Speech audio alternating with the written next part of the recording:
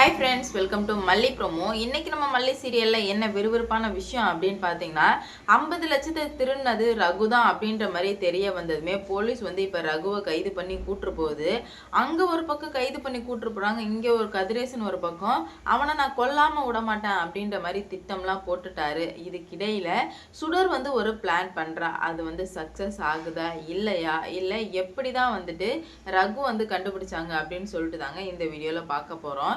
எல்லாத்தையுமே பர்ஃபெக்டா பண்ண ரகுவும் சுடரும் அந்த புரோகிதர் விஷயத்துல ரொம்பவே தப்பு பண்ணிட்டாங்க. ஏன்னா அந்த 50 லட்சத்துல இருந்து 2 லட்சத்தை எடுத்து கொடுக்கவும் தான் அவங்க இப்ப வசமா சிக்கிக்கிட்டாங்க. சிக்கின உடனே அந்த போலீஸும் நல்லா இறங்கி என்னெல்லாம் பண்ண முடியுமோ எல்லாமே பண்ணிட்டு இருக்காரு. புரோகிதரை கூட்டு போய் எங்க பணம் வாங்கினாரோ அங்கே சிசிடிவி கேமரா செக் பண்ணா அவன் போட்டோ, அப்புறம் புரோகிதரும் அவனும் இருக்கிற ஃபோட்டோவை பார்த்துட்டாங்க. பார்த்ததுமே வண்டி நம்பரை நோட் பண்ணிக்கிட்டாங்க. உடனே அங்கேயே மாறு இடத்துல வெயிட் பண்ணுறாங்க. சரி இன்னைக்குள்ளே எப்படியாச்சும் பிடிச்சே ஆகணும் அப்படின்னு சொல்லிட்டு மாறு இடத்துல அங்கேயே வெயிட் பண்ணால் அவன் டீ குடிக்க வர்றான். அதே கடையில் இவங்களும் டீ குடிக்கிறாங்க. அப்போ தான் அந்த வாய்ஸில் அண்ணன் டீ போடுங்கன்னு சொல்கிற வாய்ஸும் இந்த புரோகிதர்கிட்ட பணத்துக்கு பேரம் பேசின வாய்ஸும் எல்லா வாய்ஸும் ஒரே மாதிரி இருக்கவுமே புரோகிதர் சொல்லிட்டாரு, சார் இவன் தான் எனக்கு 2 லட்சத்தை கொடுத்தவன் அப்படின்ற மாதிரி சொல்லவுமே உடனே அவனை அடித்து பிடிச்சி விசாரிச்சா சொல்ல மாட்டேன்றான். சாமானியத்தில் சொல்கிறா, ஏது உனக்கு இந்த பணம், நீ தானே திருன்னா சொல்லு அப்படின்னு சொல்ல அவன் இல்லை நான் ஒன்றும் இந்த பணத்தை கொடுக்கல அப்படின்ற மாதிரி எவ்வளோ மல்லு கட்ட முடியுமோ அவ்வளோ மல்லு கட்டுறான். ஆனால் பார்த்தீங்கன்னா போலீஸ் அடிக்கிற விதத்தில் அடித்து எல்லா உண்மையுமே வாங்கிடுறாங்க. அடித்து அடியில் வழி தாங்க முடியாமல் அவன் எல்லா உண்மையுமே சொல்லிடுறான். நான் சொல்லிடுறேன் இதுக்கு எனக்கும் எந்த சம்மந்தமும் இல்லை, என்கிட்ட இந்த 2 லட்சம் பணத்தை கொடுத்தது ரகுன்ற ஒருத்தவன் தான் அப்படின்னு சொல்லவுமே உடனே ரகு கிட்ட கூப்பிட்டு போகிறாங்க. வாடா அழைச்சிட்டு போய் காமிடா அப்படின்னு சொல்லிட்டு ரகு கிட்ட கூப்பிட்டு போய் இந்த மாதிரி இவனுக்கு நீ தான் பணம் கொடுத்தியா அப்படின்ற மாதிரி கேட்கவுமே ரகுவுக்கு ஒன்றுமே புரியல.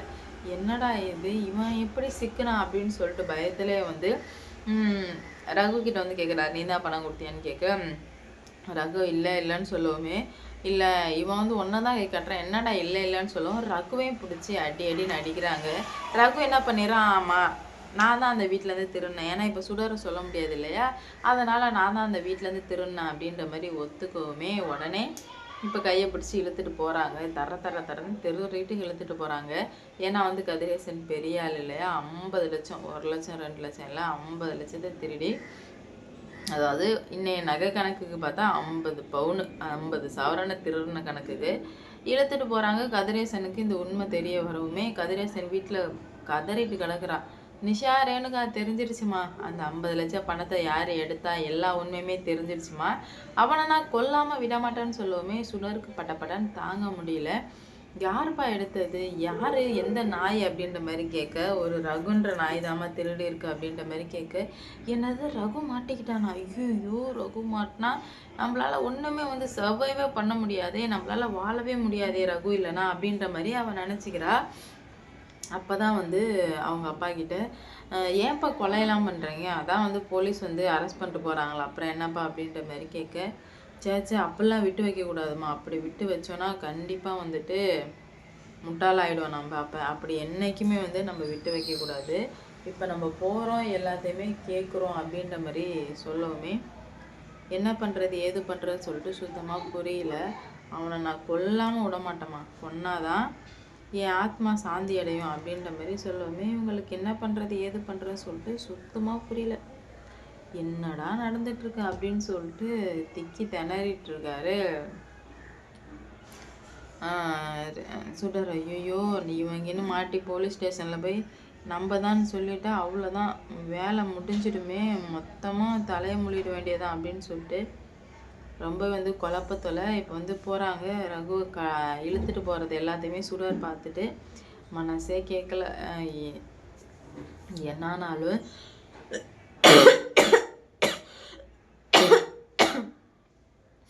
என் பேரை மட்டும் சொல்லிடாத ரகு அப்படின்ற மாதிரி சுடர் சொல்லவே கண்ணை காமிக்கிறாங்க. அப்புறம் சுடர் சொல்கிறாரு,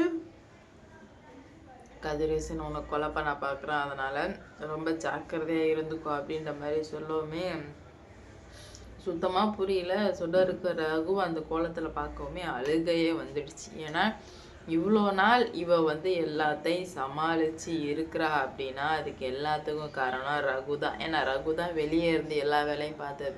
ஆனால் இப்போ வந்து சமாளிக்கவே முடியாது, எல்லாமே போக போகுது அப்படின்றதுமே தெரிஞ்சுக்கிட்டதுமே அவளுக்கு என்ன பண்ணுறது ஏது பண்ணுறதுன்னு சுத்தமாக புரியல. ரகுன்ற மாதிரி பயங்கரமாக வந்து அழுதுட்டு இருக்கா. அந்த அரெஸ்ட் பண்ணணும்னு சொன்னதுமே இவன் மூஞ்சி மாறினது, அவங்களுக்காக இவ பேசினது எல்லாத்தையுமே வந்து கதிரேசன் நோட் பண்ணுறா.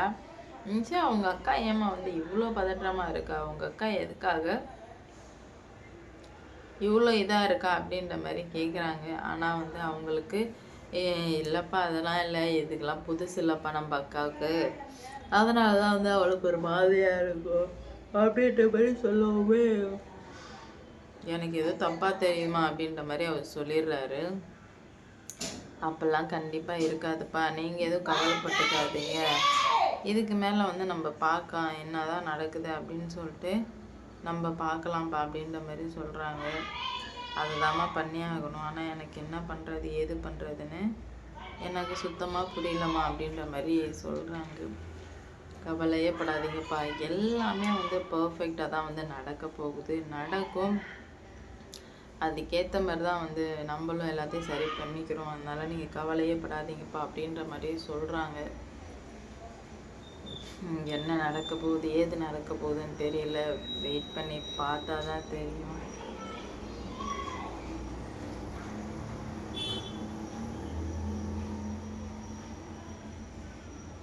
எப்படியோ ரகு மாட்டினதில் யாருக்கெல்லாம் ஹாப்பியோ அவங்கெல்லாம் வந்து கமெண்டில் சொல்லிட்டு போங்க. ஏன்னா இவ்வளோ நாளாக டெமிக்கி கொடுத்துட்டு இருந்தவன் இப்போ வந்து வசமாக சிக்கிக்கிட்டான். இதுக்கு மேலே அவனால் ஓடவும் முடியாது ஒளியவும் முடியாது. அவன் எப்படியுமே வந்து இது தொடர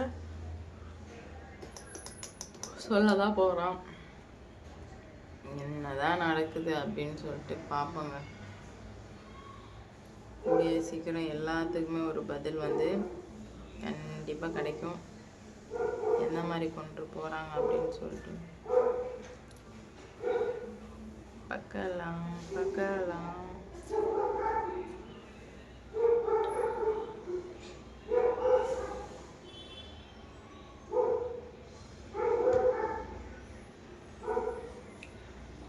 pada guys, udah beda ya,